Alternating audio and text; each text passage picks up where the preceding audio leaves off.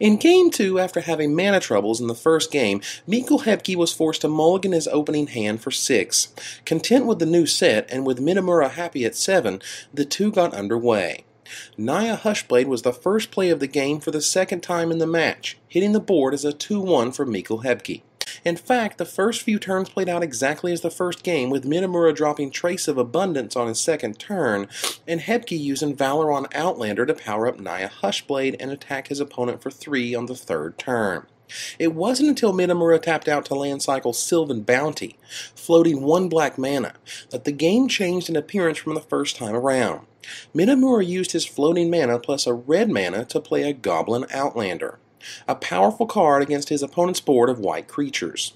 On the other side of the table, Michal Hebky shuffled the cards in his hand in frustration. Since opening on Forest and Plains, he had failed to draw a third source of mana, and could only watch hopelessly as his opponent played Gorger Worm, followed by Naya Battle Mage.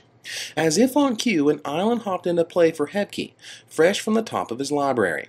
It was a start, but he didn't have much time to maneuver out of the situation. He used the new land to play a Deaf Duelist, whose Shroud ability would prove crucial for permitting it to block against Mitamura's Battle Mage.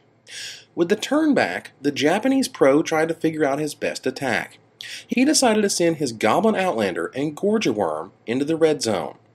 Michal traded his Hushblade and the freshly cast Duelist for the 5/5, falling to 7 as Mitamura pumped his Outlander with Battle Mage.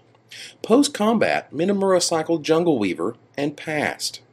When Michal attacked with his 2/2 Valor on Outlander, then tapped out to play Messenger Falcons, Mitamura revealed Vengeful Rebirth in his hand. The sorcery could return the Jungle Weaver from Kazuya's graveyard and deal a whopping 7 to Michal at the same time. Considering Hebky was tapped out and happened to be at exactly 7 life, the card was enough to send the players to their third game, with the Czech Republic resident in an 0-2 hole. Mitamura leads 2 games to Hebky's 0.